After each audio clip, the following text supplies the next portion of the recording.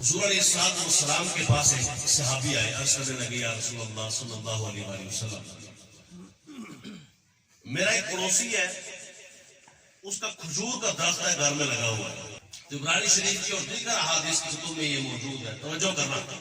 تو یا رسول اللہ، وہ جو ٹہنیوں پر جب کھجوریں پکتی ہیں نا تو میرے گھر میں گرتی ہیں، اور جب گھر میں گرتی ہیں میرے بچوں کا کھا لیتے ہیں، ہمارے حالات ذرا ٹھیک نہیں ہے، ہم غریب ہیں۔ وہ آتا ہے، آ کے میرے بچوں کو ڈانٹتا ہے، منہ سے کھجوریں نکلوا لیتا ہے۔ اس کو بولیے نا یا رسول اللہ وہ اس طرح نہ کیا۔ حضور نے اس کو بلایا، تھا وہ منافق، وہ جو پڑوسی تھا، اس کو بلایا اور بلا کے کہا تم مجھ سے سودا کرتے ہو اس درخت کے حوالے؟ کہا کیا سودا؟ کہا تمہیں جنت میں سے ایک درخت دے دیتے ہیں کھجور کا، اگر یہ سودا کرتا۔ جنتی درخت چاہیے؟ اس نے کہا نہیں میرے بچوں کو یہ درخت بہت پسند ہے، اگر بچوں کو پسند نہ ہوتا تو میں دے دیتا، لہذا بچوں کو پسند ہے، بس جو درخت میرے پاس ہے وہی کافی ہے، جنت والا درخت نہیں۔ یہ کہہ کے وہ چل دیا۔ حضرت ابو دحداح رضی اللہ تعالیٰ عنہ تشریف فرماتے، عرض کرنے لگے یا رسول اللہ صلی اللہ علیہ وسلم، میں اس سے سودا کر دوں اگر یہ، تو میرے لیے بھی یہی ہوگا، جنت سے مجھے بھی درخت دے دیں گے؟ صحابی ہے نا، اعتراض نہیں کیا، انہیں پتا ہے حضور دے سکتے ہیں۔ سبحان اللہ، آپ آخر تک کہیں سبحان اللہ، سبحان اللہ۔ جی حضور دیتے ہیں، رب کی عطا سے دیتے ہیں، حضور ہی تو دیتے ہیں، یہی تو در ہے جہاں پر رب فرماتا ہے وَلَوْ أَنَّهُمْ ظَلَمُوا أَنفُسَهُمْ جَاءُوكَ فَاسْتَغْفَرُوا اللَّهَ وَاسْتَغْفَرَ لَهُمُ الرَّسُولُ لَوَجَدُوا اللَّهَ تَوَّابًا رَحِيمًا۔ جہاں اللہ فرماتا ہے یہاں تمہیں ٹالتا ہی نہیں، اس بارگاہ سے ہو کے آئے تو لازمی دیتا ہوں، لازمی توبہ قبول کرتا ہوں۔ جو بندہ اللہ تعالیٰ کی بارگاہ میں مصطفیٰ کا وسیلہ پیش کرے، جب مانگو مصطفیٰ کے وسیلے سے مانگو، جو مانگو مصطفیٰ کے وسیلے سے مانگو۔ پھر دیکھو عطا کیسے ہوتا ہے، توجہ کر رہا ہوں۔ تو حضور علیہ السلام مسکرائے، فرمایا ہاں تمہارے ساتھ بھی یہی سودا ہے، یہ درخت دے دو جنت کا لے دو، یہی سودا ہے، چل دو۔ تو حضرت ابو دحداح رضی اللہ تعالیٰ عنہ دوڑتے دوڑتے نا اس کے پیچھے ہو کے منافق، اس کو روکا اور کہا یہ درخت مجھے دے دو۔ کہا نہیں دیتا، جب میں نے اللہ کے نبی کو نہیں دیا تمہیں کیوں دوں؟ نہیں دیتا۔ کہا اچھا منہ مانگی بات کرو، کیا دوں تمہیں پھر دے دو گے؟ تو اس نے جان چھڑانے کے لیے کہا جو تمہارا 600 درخت والا کھجور کے درخت 600 درخت ہے نا، وہ جو باغ ہے وہ باغ سارا مجھے دے، پھر لے لیا، لے چل۔ اجی میں اصلی ہاں وہ جی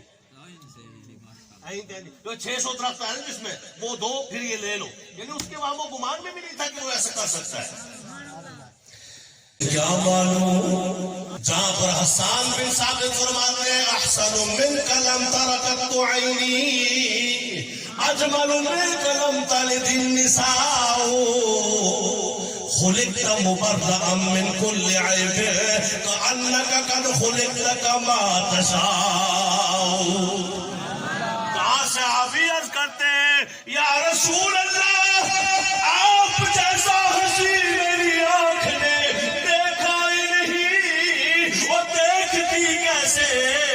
آپ جیسا ہنسی کسی ماں نے چڑھا بھی،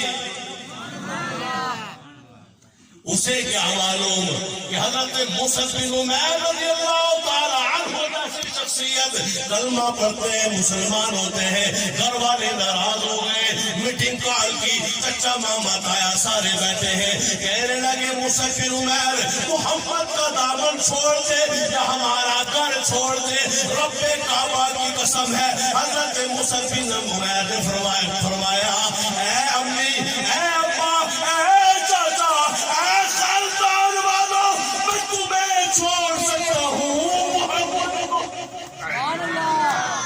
آقا کو نہیں چھوڑ سکتا۔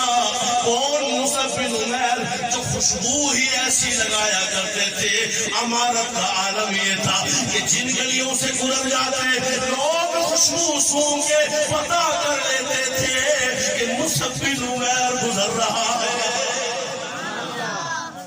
حضرت مصعب بن عمیر رضی اللہ تعالیٰ عنہ، والدین نے کہا جاؤ پھر چلے جاؤ، اگر ان کا دامن نہیں چھوڑ سکتے چلے گئے، دروازے پہ جا کے پھر پلٹ کے دیکھا مسکرا پڑے، ایسے دیکھا والدین کی طرف مسکرائے، اتنا سامان ہے آپ کا ہے نا؟ اس لیے چھوڑ کے چلا جاؤں؟ ہاں، تمہارا کچھ بھی نہیں ہے۔ کہا پھر یہ بدن پہ کپڑے بھی تو آپ کے ہیں.